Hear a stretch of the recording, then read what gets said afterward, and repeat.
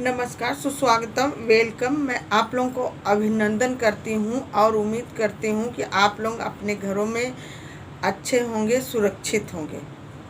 और आज बात करेंगे सावन के सोमवार के विषय में। सावन आ गया है, सावन का सोमवार का व्रत कैसे करते हैं इसके विषय में बात करेंगे। सावन का सोमवार 26 जुलाई को पहला सावन का सोमवार पड़ रहा है। हमें सुबह जल्दी उठकर नहा धो करके भगवान शिव का और पार्वती जी का पूजा करना है। सावन का सोमवार सबको रखना चाहिए, क्योंकि ये सावन का सोमवार महीने भर में चार सावन सोमवार पड़ता है।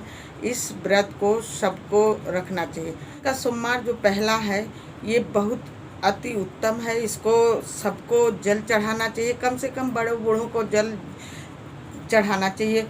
ना कुछ हो तो एक लोटा जल शिव भगवान को चढ़ाने से शिव भगवान खुश होते हैं, क्योंकि ये लोटा के जल में हमारा भाव है। शिव जी के थाली में चढ़ाने के लिए माला फूल होना चाहिए, अगरबत्ती धूप होना चाहिए, और कच्चा गाय का दूध होना चाहिए, शहद होना चाहिए, मिश्री होना चाहिए, और देसी घी का दिया जलाना चाहिए, क्योंकि ये हमारे शिव जी के ज़रूरी है।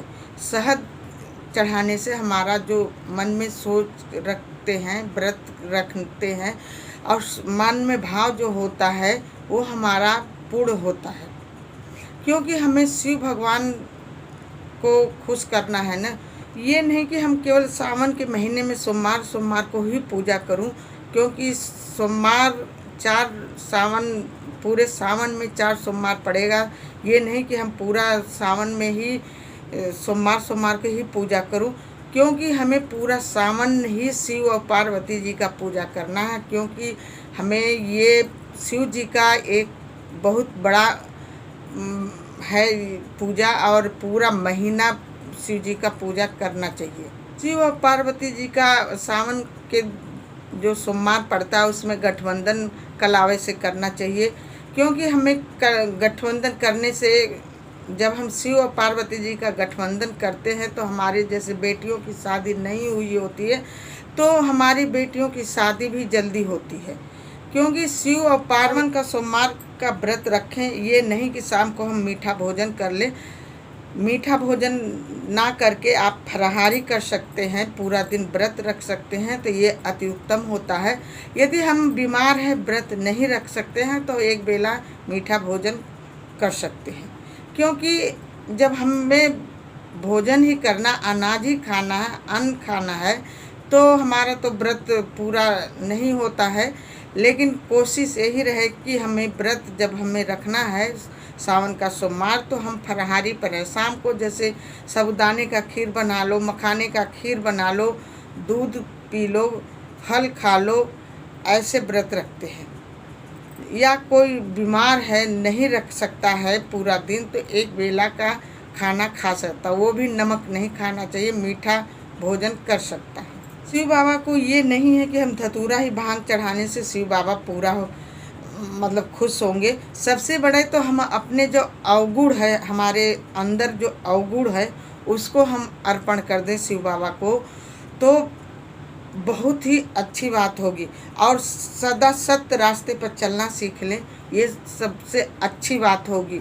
और हम किसी की बुराई ना करें। यदि हम सावन का सोमवार का व्रत रखे हैं और चुगली चपाटी कर रहे हैं, तो ये हमारा व्रत रखने का फल नहीं मिलता है।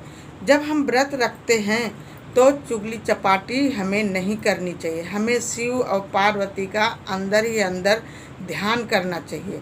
ये ना कि हम दुनिया भर की चुगली चपाटी करते रहें, तो कदापि आप लोग ऐसा मत करना।